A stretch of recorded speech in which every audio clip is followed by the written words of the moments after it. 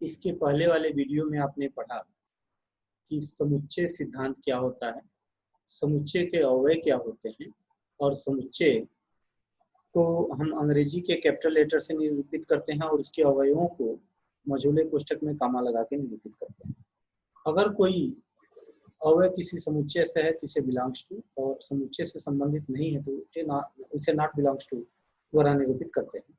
अब हम पढ़ेंगे कि समुच्चयों का निरूपण रिप्रेजेंटेशन कितने प्रकार से किया जाता है और इसके बाद से पहली एक्सरसाइज के सारे क्वेश्चन पढ़ेंगे। यहाँ पे हमने आपको बताया है कि समुच्चय का निरूपण रिप्रेजेंटेशन ऑफ अ सेट दो प्रकार से होता है। समुच्चय निरूपण की निम्नलिखित दो विधियां हैं, एक तालिका विधि जिसे सूची विधि भी या रोस्टर मेथड कहते हैं, और एक सेट बिल्डर फॉर्म जिसे गुण विधि भी कहते हैं। अब इसमें सबसे पहले हम यह ले लेते हैं कि तालिका विधि क्या है। तालिका विधि में हम अवयवों को कैसे लिखते हैं। हम इस विधि में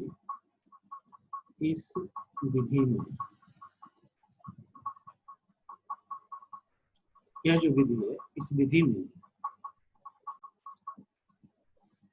सभी अवयवों को मझोले कोष्ठक में कामा लगाकर लिखते हैं। जैसे अंग्रेजी के स्वरों का समुच्चय, तो हम इसको वावेल मान लेते हैं। ये पहला एग्जांपल है, इसे लिखेंगे मझोले कोष्ठक में ए, ई, आई, ओ और यू। तो इस विधि को हम तालिका विधि या रोस्टर मेथड कहते हैं। इस विधि में हम अवयवों के सभी को अलग अलग कामा लगाकर निरूपित करते हैं। इस विधि में समुच्चय के सभी अवयवों को कोष्ठक में कामा लगा के लिख लेते हैं। बहुत ज्यादा एलिमेंट है तो डॉट करके छोड़ देते हैं। इस विधि को हम तालिका विधि या सूची विधि या रोस्टर मेथड कहते हैं। दूसरी विधि है गुण विधि या जिसको सेट बिल्डर फॉर्म भी कहते हैं। इस विधि में क्या करते हैं,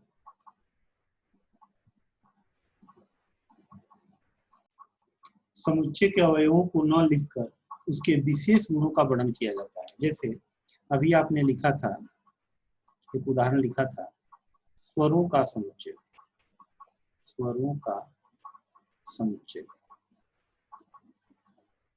तो तालिका विधि में सभी स्वर लिख करके दिखाए थे, जिसमें ए, ई, आई, ओ, यू मझोले कोष्ठक में लिखे थे। इसमें हम सभी सेट को, जो सेट के जो समुच्चय हैं, इसको एक्स मान लेते हैं और एक्स क्या है इसके गुण को बताते हैं। तो एक्स अंग्रेजी के स्वर है, बस ये लिखा जाता है। इसमें अवयव न लिख करके उसके गुण को बताया जाता है। दूसरी बताई गई थी प्राकृतिक संख्याओं का समुच्चय। प्राकृतिक संख्याओं का समुच्चय,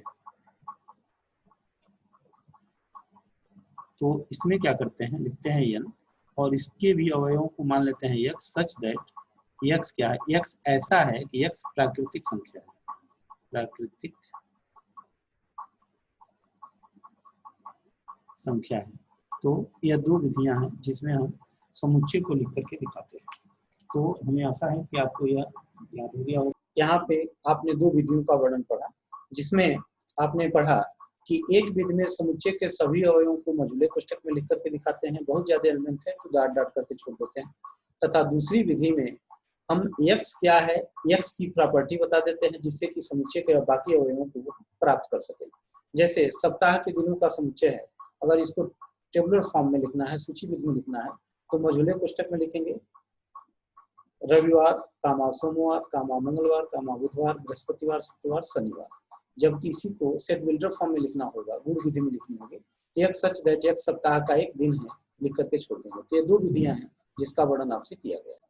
अब आप प्रश्नावली 1.1 में क्वेश्चन में कहा गया, पहला क्वेश्चन, निम्नलिखित में कौन से समुच्चय हैं, अपने उत्तर का औचित्य दीजिए।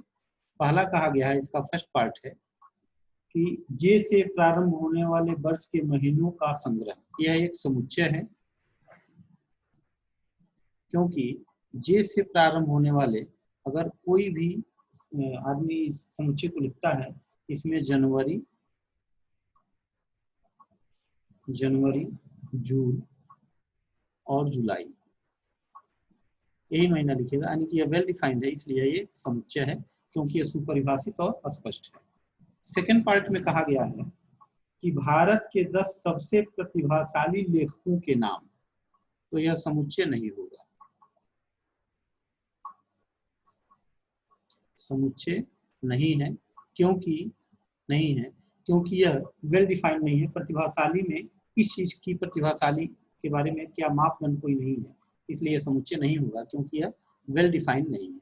तीसरा पूछा गया है विश्व के सर्वश्रेष्ठ 11 बल्लेबाजों का संग्रह, तो यह भी समुच्चय नहीं होगा, समुच्चय नहीं है, नहीं है क्योंकि सर्वश्रेष्ठ बल्लेबाज क्या कोई मापदंड नहीं है। कोई सचिन को अच्छा मानता है, कोई गांगुली को अच्छा मानता है, कोई वीरेंद्र सहवाग को अच्छा मानता है, सबका अलग अलग मत है, तो ये वेल डिफाइंड नहीं है। चौथा पूछा गया है आपकी कक्षा के सभी बालकों का संग्रह, यह समुच्चय होगा क्योंकि यह वेल डिफाइंड है। आप रजिस्टर से सभी बच्चों का नाम, जैसे रवि होगा, मोहन होगा, इस तरह से सभी बच्चों का नाम लिख सकते हैं अपने रजिस्टर से देख करके, यह वेल डिफाइंड है, इसमें सबका एक ही मत होगा, इसमें मतभेद नहीं हो सकता। फिर से पांचवा पूछा गया है कि 100 से कम सभी प्राकृतिक संख्याओं का संग्रह, यह समुच्चय होगा क्योंकि 100 से कम सभी प्राकृतिक संख्याएं आप लिखेंगे तो 1, 2, 3 और कहाँ तक लिख देंगे, 100 से कम लिखना है तो 99 तक लिख सकते हैं, यह भी समुच्चय होगा, यह भी वेल डिफाइंड और निश्चित है, यह वेल डिफाइंड और डिस्टिंक्ट ऑब्जेक्ट का संग्रह, इसलिए इसको समुच्चय में लिखा जा सकता है। छठवां कहा गया लेखक प्रेमचंद द्वारा लिखित उपन्यासों का संग्रह, यह भी समुच्चय होगा, समुच्चय है क्योंकि इनके उपन्यासों का अगर देखा जाए तो गूगल पर सर्च करेंगे प्रेमचंद के उपन्यास तो पूरा उनका लिस्ट आएगा, जिसमें गोदान है, कफन है, बहुत सारे उपन्यास हैं जो इसमें लिखा जा सकता है। तो प्रेमचंद के सभी उपन्यासों का नाम लिखा जाएगा, यह वेल डिफाइंड है, इसलिए इसका संग्रह समुच्चय कहलाएगा। जो वस्तुएं निश्चित है, सबका जवाब एक जैसा हो, एक ही हो, इसमें मतभेद ना हो, तो इसको हम समुच्चय कहेंगे। छठवां है सभी समपूर्णांकों का संग्रह, तो यह भी समुच्चय होगा क्योंकि समपूर्णांकों के संग्रह को हम लिख सकते हैं 2, 4, 6 डैश डैश डैश, और अगर इधर लिखते हैं तो माइनस में भी लिखेंगे समपूर्णांकों का संग्रह। इस अध्याय में आने वाले प्रश्नों का संग्रह, तो यह जो 7वां है यह भी समुच्चय होगा, समुच्चय है क्योंकि इस अध्याय में जो प्रश्न है वह निश्चित हैं, उन सभी प्रश्नों को इसमें लिखा जा सकता है। और लास्ट यह 9वां है विश्व के सबसे अधिक खतरनाक जानवर, यह समुच्चय नहीं है, नहीं होगा क्योंकि खतरनाक की कोई परिभाषा नहीं है, कोई चींटी से भी डरता है, कोई छिपकली से भी डरता है, कोई शेर से भी नहीं डरता है, शेर को भी अपने पास रखता है, खिलाता है, बहुत सारे ऐसे उदाहरण हम टीवी पर अक्सर देखते रहते हैं, तो यह समुच्चय नहीं है, खतरनाक जानवरों की कोई वेल डिफाइंड परिभाषा नहीं है। यह क्वेश्चन नंबर 1 है जो आपके प्रश्नावली में बताया गया है, इस सभी क्वेश्चन को आप सॉल्व करते हैं।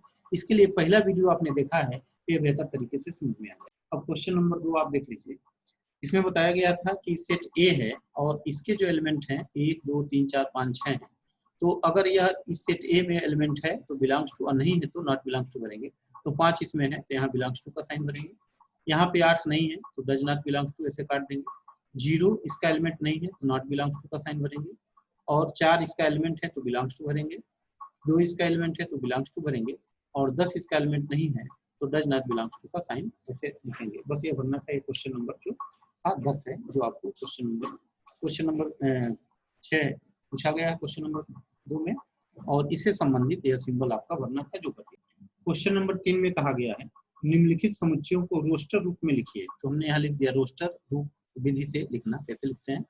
कहा गया है कि ए सेट जो है x अवयव का है, x क्या है पूर्णांक है, और यह पूर्णांक -3 से बड़ा होगा और 7 से छोटा होगा, हम इसमें लिख सकते हैं -2, -1, 0, 1, 2, 3, 4, 5 और 6। तो यह जो समुच्चय था जिसमें आपको लिखना था कि -3 से 7 के बीच के सभी पूर्णांक लिखना। यहाँ पे दूसरा जो प्रश्न है इसमें आपसे पूछा गया है x सच दैट x 6 से कम एक प्राकृतिक संख्या है, तो 6 से कम प्राकृतिक संख्या 1, 2, 3, 4 और 5 ये लिख देंगे, 6 से कम प्राकृतिक संख्याओं का एक संग्रह हो गया। यहाँ पे जो आपसे पूछा गया है x सच दैट x 2 अंकों की संख्या है जिसके अंकों का योग 8 हो। 2 अंकों की ऐसी संख्या लिखनी है जो जोड़ने पर 8 हो जाए, तो 1 7 लिख सकते हैं, 7 1 लिख सकते हैं, 17 और 71 लिख सकते हैं, 26 लिख सकते हैं और 62 लिख सकते हैं।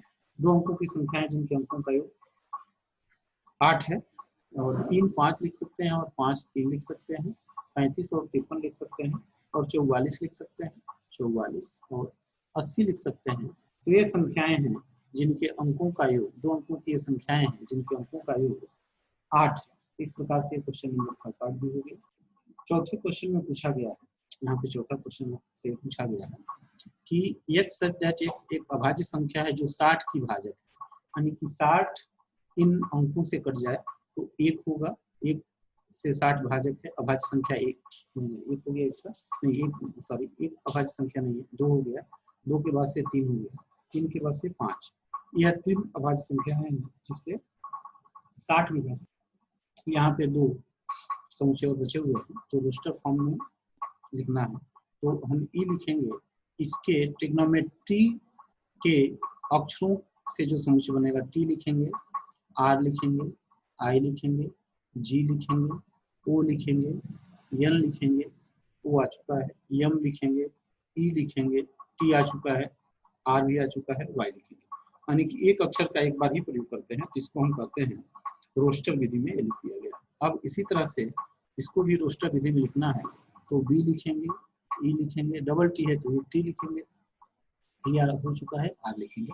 तो इस तरह से क्वेश्चन नंबर 3 में जो सेट दिया गया था वह विधि गुण विधि से दी गई थी और सबको अपने रोस्टर फॉर्म में कन्वर्ट कर दिया। अब आपको क्या करना है, बाकी सभी प्रश्नों को हल करना है, और जो नहीं आता है कमेंट बॉक्स में भेजिए, हम उसका सोल्यूशन बताएंगे। तो इस तरह से आपने प्रश्नावली के 3 क्वेश्चन किया। बाकी क्वेश्चंस भी आप अगर करना चाहते हैं तो करिएगा, और जो क्वेश्चन नहीं आता है वो कमेंट बॉक्स में लिखिएगा, हम उसका वीडियो बना के भेजेंगे आपके पास। तो आशा करते हैं ये वीडियो आप देखेंगे, लाइक करेंगे, सब्सक्राइब करेंगे और बच्चों को शेयर करेंगे ताकि बाकी बच्चे भी इसका लाभ उठा सकें। बहुत बहुत धन्यवाद।